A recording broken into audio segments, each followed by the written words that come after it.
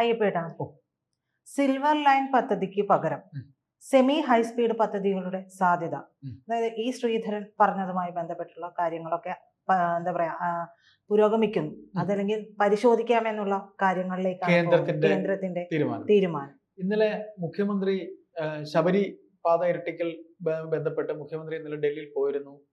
Railway സഹമന്ത്രിയാണ് അദ്ദേഹം കണ്ടിരിക്കുന്നത്. അപ്പൊ ഇതില് നമുക്ക് മനസ്സിലാക്കാനുള്ള ഒരു കാര്യം എന്ന് വെച്ച് കഴിഞ്ഞാല്, ഈ കേരളത്തില് രണ്ടാമതൊരു കൊല്ലവും കൂടെ, അതായത് രണ്ടാമതൊരു ടേം കൂടെ CPM ഭരണത്തിലേക്ക് വരുമ്പോൾ അവരുടെ കാര്യങ്ങൾ, ഇപ്പം സിൽവർ ലൈൻ തന്നെ ഒരു വിപ്ലവമാണ് ഇവിടെ ഉണ്ടാക്കിയത്, അല്ലെ? ഈ വീടിനകത്തുകൂടെ വരെ ലൈൻ പോകത്തക്ക രീതിയിലേക്ക് സിൽവർ ലൈനിന്റെ കാര്യങ്ങൾ പോകുന്നു. അതായത് മുഖ്യമന്ത്രി പിണറായി വിജയൻ എന്ന് പറയുന്നത് പദ്ധതികൾ ഇങ്ങനെ നടപ്പാക്കി വികസനം നടപ്പാക്കുന്നത് പത്രത്തിൽ, പേപ്പറിലല്ല, ഞങ്ങൾ കടലാസിലല്ല കാണിക്കുകയാണ് എന്നുള്ളത് അദ്ദേഹത്തിന്റെ ഒരു ആവശ്യമാണ്. അപ്പൊ അത്തരത്തിൽ നമ്മൾ പറയുമ്പോഴത്തേക്ക് ഇപ്പൊ 66ന്റെ കാര്യമാണ്. ഇപ്പൊ മലപ്പുറത്ത് റോഡ് തകർന്നു വീണു. എന്തുകൊണ്ടാണ് തകർന്നു വീണത്? നാഷണൽ ഹൈവേ, ആ റോഡ് തകർന്നു വീണു. അത് ചെയ്യുന്നത് കേന്ദ്രമാണ് എന്നുള്ളത്, അതിന്റെ ക്രെഡിറ്റ് മൊത്തവും എടുത്തിട്ട് തെറ്റ് വന്നപ്പോൾ അവരെ പേരിലും പറഞ്ഞു. നമ്മൾ ഇതിപ്പോ ഇവിടെ പറയേണ്ട കാര്യം എന്ന് പറഞ്ഞു കഴിഞ്ഞാൽ, രണ്ടാമതൊരു ടേം കൂടെ മുഖ്യമന്ത്രി പിണറായി വിജയൻ വരുന്നു. കണ്ണൂരുകാരനായ CPMകാരൻ ഭരണത്തിലേക്ക് ഇപ്പൊ വരുമ്പോൾ മുഖ്യമന്ത്രിയുടെ ഓഫീസ് ഒരു സംഘം ഉപജാപ വൃന്ദങ്ങളുടെ കയ്യിലാണ്. ഒരു സംഘം, നമ്മൾ സംസാരിച്ചു തുടങ്ങിയത് കേരളയിലെ ഈ ശ്രീധരൻ കൊടുത്തതിനെ കേന്ദ്രം അംഗീകരിച്ചു എന്നൊക്കെ പറയുമ്പോൾ, സിൽവർ ലൈൻ പദ്ധതി തന്നെ ആരുടെ ആശയമാണ്? പെട്ടെന്ന് ഇപ്പൊ വന്ദേ ഭാരത് വന്നു, മറ്റേത് ട്രെയിനുകളെയും മാറ്റി നിർത്തി വന്ദേ ഭാരതിന് പോകാൻ വഴിയൊരുക്കുന്നുണ്ട്. കാസർഗോഡ് വരെയാണ് വന്ദേ ഭാരത് പോകുന്നത്, അല്ലെ?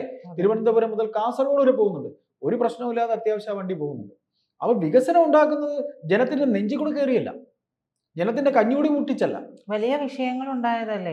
തീർച്ചയായിട്ടും കേരളയിൽ എന്തെല്ലാം ജനത്തിന്റെ ഒരു വീടിന്റെ അകത്തൂടെയൊക്കെ തന്നെ കയറി പോയിരിക്കുന്നത്. ചേട്ടാ, അപ്പൊ അതിലെ മന്ത്രി സജി ചെറിയാന്റെ വീടിന്റെ അടുത്തെത്തിയപ്പോൾ ചെറിയൊരു വ്യത്യാസം വന്നിട്ടുണ്ടായിരുന്നല്ലോ, അല്ലെ? ഇത് നമ്മൾ പറഞ്ഞു വന്ന ഇത്രയേ ഉള്ളൂ. അതായത് ഇപ്പൊ കേരളയിലായിരുന്നാലും 66 ആയിരുന്നാലും മുഖ്യമന്ത്രി പിണറായി വിജയൻ എന്ന നേതാവിനെ സംബന്ധിച്ച് അദ്ദേഹം പുരോഗമനത്തിന്റെ ആളാണെന്നും, കടലാസിൽ മാത്രമല്ല മറ്റ് കമ്മ്യൂണിസ്റ്റ് മുഖ്യമന്ത്രിമാരെക്കാളും താൻ എല്ലാം ചെയ്യുന്നുണ്ട് എന്ന് കാണിക്കേണ്ട അദ്ദേഹത്തിന്റെ ആവശ്യമാണ്.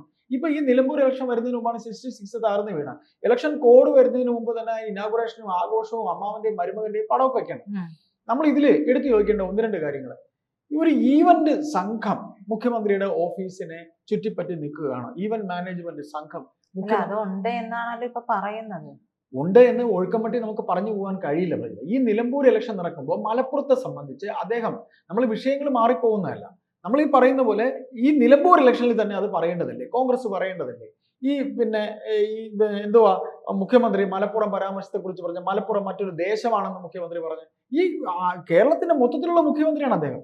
അപ്പോ അവിടെ മുതൽ തുടങ്ങി ഈ കേരള ബ്രൂവറിയുടെ വിഷയമുണ്ട്, ഈ പാലക്കാട് ബ്രൂവറി വിഷയം, ഇപ്പൊ എല്ലാം ഇങ്ങനെ പമ്മി ഇരിക്കുവാണ്. ഇപ്പൊ MP രാജേഷ് എന്ന് പറയുന്ന തദ്ദേശ എക്സൈസ് മന്ത്രി, അദ്ദേഹം ഒരു മിതവാദിയായ ഒരു കമ്മ്യൂണിസ്റ്റ് എന്നാണ് നമ്മളൊക്കെ വിചാരിച്ചത്. അവൻ മറ്റൊരു നന്ദിഗ്രാമാക്കാനുള്ള ശ്രമമായിരുന്നു പാലക്കാട് ഉണ്ടായിരുന്നത്, അല്ലെ? ഈ ബ്രൂവറി ഇവിടെ കൊണ്ടുവന്ന് ബ്രൂവറിയിലൂടെ എന്ത് നേട്ടമാണ് ഉണ്ടാക്കാൻ പോകുന്നത്? കാലാകാലങ്ങളായി കമ്മ്യൂണിസ്റ്റ് പാർട്ടി, കാലാകാലങ്ങളല്ല, നാളിതുവരെ നമ്മൾ കണ്ടിട്ടുള്ളത്, അവസാനം ഈ കമ്മ്യൂണിസ്റ്റ് ഭരണം നാശകോശമായത് നയനാർ രണ്ടാമത്തെ മന്ത്രിസഭയിലാണ്. നയനാര് ഏറ്റവും കൂടുതൽ മുഖ്യമന്ത്രിയായിരുന്ന നയനാറാണ് കേരളത്തിൽ. നയനാർ വീണ്ടും ഒരിക്കൽ കൂടെ മൂന്നാമത് മുഖ്യമന്ത്രിയാകുമ്പോൾ അവസാനം ഈ ശശി എന്ന മഹാൻ അന്ന് പൊളിറ്റിക്കൽ സെക്രട്ടറിയാണ്. കുത്തഴിഞ്ഞ ഭരണമായിരുന്നു. അന്ന് നമ്മൾക്ക് തിരുവനന്തപുരത്തുള്ളതാ. അന്ന് നമ്മൾ കണ്ടിട്ടുണ്ട് കൃത്യമായി എന്താണ് അവിടെ സംഭവിച്ചെന്നുള്ളത്. അപ്പോൾ ഇതിൽ നമുക്കിവിടെ പറയാനുള്ള ഒറ്റ സംഗതിയേ ഉള്ളൂ. ഈ പ്രതിപക്ഷത്തിന്റെ കാര്യം ചേട്ടൻ പറഞ്ഞു. ആക്ച്വലി ഈ പ്രതിപക്ഷം എന്ന് പറയുന്ന പക്ഷം എന്തിനുള്ളതാണ്? ഇപ്പൊ നിലമ്പൂർ ഉപതെരഞ്ഞെടുപ്പാണ്, പക്ഷെ നിലമ്പൂരിന് ഈ വിഷയങ്ങൾ ഉയർത്താം, മലപ്പുറം പരാമർശം ഉയർത്താം, ബ്രൂവറി ഉയർത്താം, എന്തെല്ലാം ഉണ്ടായിരുന്നു, ഇതെല്ലാം ഉയർത്താമല്ലോ. പക്ഷെ പ്രതിപക്ഷം ഇതൊന്നും ചെയ്യുന്നില്ലല്ലോ. അല്ല, ഇതിനകത്ത് ഒരു കെ സുധാകരന് മാത്രമേ ഉള്ളൂ കമ്മ്യൂണിസ്റ്റ് വിരോധം എന്നേ നമുക്ക് തോന്നുന്നുള്ളൂ. ഒരു കെ സുധാകരന് മാത്രമേ ഉള്ളൂ. ബാക്കിയുള്ളവരൊക്കെ ഒരുതരം ഞാൻ ഒന്നും പറഞ്ഞില്ല ഏട്ടാ നിങ്ങളെ എന്ന് പറയുമല്ലോ. ഇപ്പം നിങ്ങളെ എനിക്ക് വല്ലതും പറയണമെന്നുണ്ടെങ്കിൽ എങ്ങും തൊടാതെ എനിക്ക് പറയാമല്ലോ. പൊളിറ്റിക്കലി ആളുടെ വിഷയമാണെങ്കിൽ നിങ്ങൾ എനിക്ക് പറയണമെന്നുണ്ടെങ്കിൽ എനിക്ക് എങ്ങും തൊടാതെ പറയാം. പ്രജിതയെ എനിക്ക് പ്രജിത ഞാൻ ഇത്രയും പറഞ്ഞുള്ളൂ കേട്ടോ, ഞാൻ വേറെ ഒന്നും പറഞ്ഞില്ല. ഈ രീതിയാണ് ഇവിടെ നടന്നുകൊണ്ടിരിക്കുന്നത്. ഈ രീതിയാണ് സതീശൻ ബാച്ച് നടത്തിക്കൊണ്ടിരിക്കുന്നത്. അത് വരുമ്പോൾ ഇപ്പൊ ഉപതിരഞ്ഞെടുപ്പ്, ഇനി വരുന്ന തിരഞ്ഞെടുപ്പിലും ഇവർ തന്നെയല്ലേ ഭരണത്തിൽ കയറുമോ?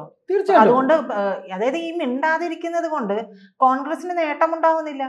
കോൺഗ്രസ് അടുത്ത തവണയെങ്കിലും ഇനിയെങ്കിലും ഭരണത്തിൽ വരണ്ടേ? കോൺഗ്രസ് ഭരണത്തിൽ വരുമെന്ന് ഇപ്പൊ ഉപതെരഞ്ഞെടുപ്പ് അല്ല, കിടക്കുന്നു. അവർക്കതൊരു തോന്നുന്നു, നമുക്ക് തോന്നുന്നുണ്ട്. കാരണം അവരുടെ കയ്യിലിരിപ്പ് ഇങ്ങനെ ആയതുകൊണ്ട് അതിനുള്ള സാധ്യതയില്ല. പക്ഷെ കോൺഗ്രസ് 2 ടേമായി ഭരിക്കുകയാണ്. CPM ഇടതുപക്ഷം ഭരിക്കുന്നു. ഇടതുപക്ഷം ഭരിക്കുമ്പോൾ സ്വാഭാവികം, എനിക്ക് തോന്നുന്നു ഇതുവരെയും ഈസി വാക്ക് ഓവർ ഉണ്ടായിരുന്നു കോൺഗ്രസിന്. ഇനി അതങ്ങോട്ട് നടക്കില്ല എന്നുള്ളത് കൊണ്ട് തന്നെ കോൺഗ്രസ് മനഃപൂർവ്വം CPM-ന്റെ കയ്യിലേക്ക്, കോർട്ടിലേക്ക് ബോൾ ഇട്ടുകൊടുക്കുകയാണ്. ഇതിനകത്തെ ഇപ്പം അത് ഒരു ചോദ്യമാണ്. ഇട്ടുകൊടുക്കുകയാണെന്ന് വെച്ചാൽ ഇട്ടുകൊടുക്കുക എന്ന് തന്നെ പറയാം. ഈ ചോദിച്ച ചോദ്യത്തിന് ഉത്തരം കോൺഗ്രസ് മനഃപൂർവ്വം തലകുനിച്ച് കൊടുക്കുന്നത് തന്നെയാണ്. കാര്യം കണ്ട ഉപതെരഞ്ഞെടുപ്പുകളിലൊക്കെ ജയിക്കുന്ന വലിയ കാര്യമൊന്നുമില്ല. ഉപതെരഞ്ഞെടുപ്പുകളിൽ എപ്പോഴും സർക്കാർ വിരുദ്ധ വികാരം ഉണ്ടാകാറുണ്ട്. ചേലക്കര ജയിച്ചത് CPM-ന് ഹോൾഡ് ഉള്ളതുകൊണ്ട്. ബാക്കി പിന്നെ ഈ പറയുന്ന പാലക്കാട് ജയിച്ചത് അവിടെയും ഭരണവിരുദ്ധ വികാരം ഉണ്ടായിട്ടുണ്ടാവും. തൃക്കാക്കര ജയിച്ചതും അങ്ങനെയാവാം. പക്ഷെ ഇതെല്ലാം നമ്മൾ കൂട്ടി വായിക്കുമ്പോൾ ഭരണവിരുദ്ധ വികാരം ഉണ്ടാകുന്നത് ഉപതെരഞ്ഞെടുപ്പിൽ ജയിക്കുന്നതിലല്ല സാർ കാര്യം.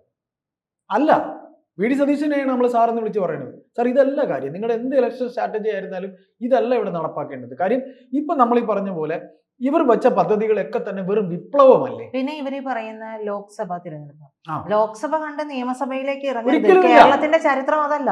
ലോക്സഭ എന്ന് പറയുമ്പോൾ ജനത്തിന്റെ മൈൻഡ് വേറെയാണ്. ഇവിടെ നിന്ന് ഒരു CPM-കാരനെ ജയിച്ചു വിട്ടാൽ അവിടെ ചെന്ന് നേരെ ഹിന്ദി പറയാൻ പോലും ഇവർക്ക് അറിയത്തില്ല. ഇംഗ്ലീഷ് പറയുന്നത് പോട്ടെ, ഹിന്ദി പറയാം. ദേശീയ ഭാഷ റഹീമൊക്കെ പറയണേട്ടെ പെറ്റ തള്ള സഹിക്കുക. അത് ന്യൂനപക്ഷമാണ്.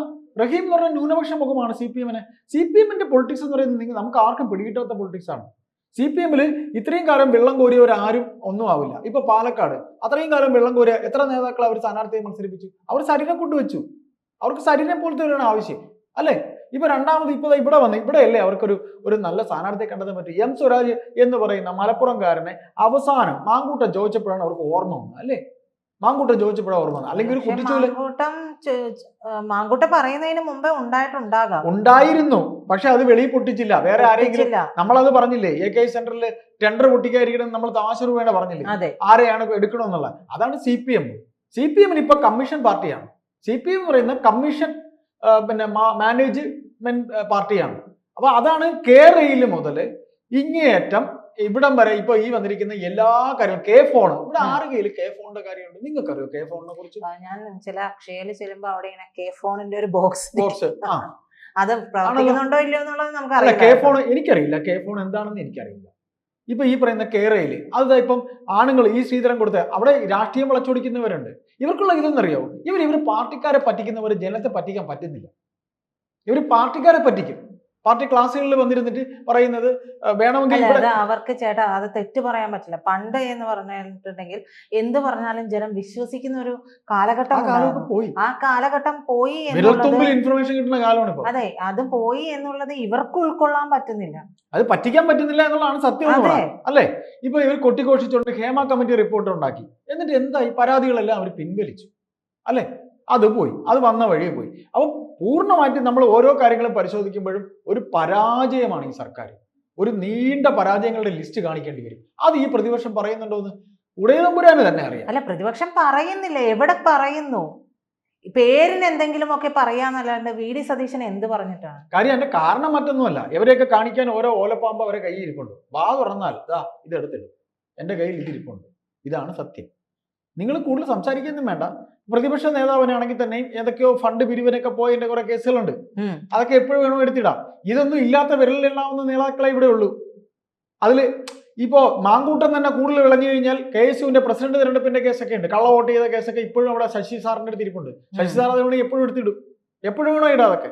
അപ്പൊ അത്തരത്തിൽ തുറുപ്പുകൾ വെച്ചാൽ കാണിച്ചുകൊണ്ടിരിക്കുന്നത്. പിന്നെ ഒന്നുകൂടെ പറയാം, കമ്മീഷന്റെ കാര്യം പറഞ്ഞു. ഞാൻ ചോദിച്ചു വന്നതാണ്, ഈ നവകേരള യാത്ര എന്താണ് ഇവിടെ ചെയ്തത്? ഒരു ബസ് ഉണ്ടാക്കി രാജകീയമായ ഒരു യാത്ര എല്ലാവരും കൂടെ. മുരളീധരൻ പറഞ്ഞതുപോലെ തലയും ബാക്കി മന്ത്രിമാരും പെടുക്കാൻ വേണ്ടി നടത്തിയ യാത്ര എന്നാണ്. അല്ല പ്രീത, അതുകൊണ്ട് എന്ത് നേട്ടം ഉണ്ടായി? എൻ്റെ ഒരു സംശയം. നേരെ മറിച്ച് ഉമ്മൻചാണ്ടി സാറ് ഇവിടെ ഒരു ജനസമ്പർക്ക പരിപാടിയാണ്. വായിൽ വിരൽ വെച്ചു പോയി ഇവിടുത്തെ ഉദ്യോഗസ്ഥ പ്രബുദ്ധതയും ഇവിടുത്തെ ബാക്കിയുള്ളവരും. അദ്ദേഹം ജനക്കൂട്ടത്തിനിടയിൽ നിൽക്കാൻ ഇഷ്ടപ്പെട്ട നേതാവാണ്. അല്ലാതെ ജനക്കൂട്ടത്തെ കാണുമ്പോൾ അയ്യോ എന്നെ തൊടാൻ പറഞ്ഞെന്ന് പറഞ്ഞ് ഓടിയ ഒരാളല്ല. എത്ര ജനക്കൂട്ടത്തിന്റെ ഇടയിലായിരുന്നു അദ്ദേഹം ഇന്ന് ജനക്കൂട്ടങ്ങളുടെ ഇടയിലായിരുന്നു. ഞാൻ എന്റെ രാഷ്ട്രീയം ഉമ്മൻചാണ്ടി സാറിന്റെ രാഷ്ട്രീയമല്ല, നിങ്ങളുടേതാണോ എന്ന് എനിക്കറിയില്ല. രാഷ്ട്രീയം അല്ലെങ്കിൽ രാഷ്ട്രീയത്തിന് അതീതമായി നമ്മളൊരു വ്യക്തിയെ ഇഷ്ടപ്പെടണമെങ്കിൽ അദ്ദേഹത്തിന്റെ നേതാവിന്റെ ക്വാളിറ്റിയാണ്. അപ്പൊ നമ്മൾ ഇവിടെ പറഞ്ഞു വരുന്ന ഇത്രയേ ഉള്ളൂ. ഒന്ന്, കേരളയില് വേണ്ട എന്ന് സർക്കാർ തീരുമാനിക്കുകയാണെങ്കിൽ അത് കേന്ദ്ര സർക്കാർ തീരുമാനിക്കുന്ന ഏറ്റവും നല്ല തീരുമാനമായിരിക്കും. കാര്യം നമ്മുടെ കേരളത്തിലെ ബഡ്ജറ്റിൽ ഇല്ലാത്ത കാശ് ഊരാളുകളിൽ ഉണ്ടായിരിക്കും. അതെ, കേരളത്തിലെ ഇവിടുത്തെ ബഡ്ജറ്റിൽ ഇല്ലാത്ത കാശ് ഊരാളുകളിൽ ഉണ്ടായിരിക്കും. കാലാകാലങ്ങളിൽ CPM എന്ന് ഭരണത്തിൽ വരുന്നു അന്ന് തനിക്കും തന്റെ ശിങ്കിടികൾക്കും എന്നുള്ള തത്വമാണ്.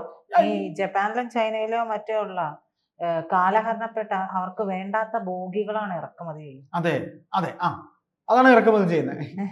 അപ്പൊ അതിന്റെ പിറകിലുള്ള കമ്മീഷൻ, അതെ, നമ്മൾ ഇതൊക്കെ മനസ്സിലാക്കണം. ഏതായാലും മുഖ്യമന്ത്രിയുടെ ഓഫീസിൽ കമ്മീഷൻ പറ്റിക്കൊണ്ട് നിരവധി കറക്ക് കമ്പനികൾ ഇപ്പോഴും കറങ്ങുന്നുണ്ട്. അത്തരത്തിലൊരു കറക്ക് കമ്പനിയാണ് നവകേരള യാത്ര നടത്തിയത്.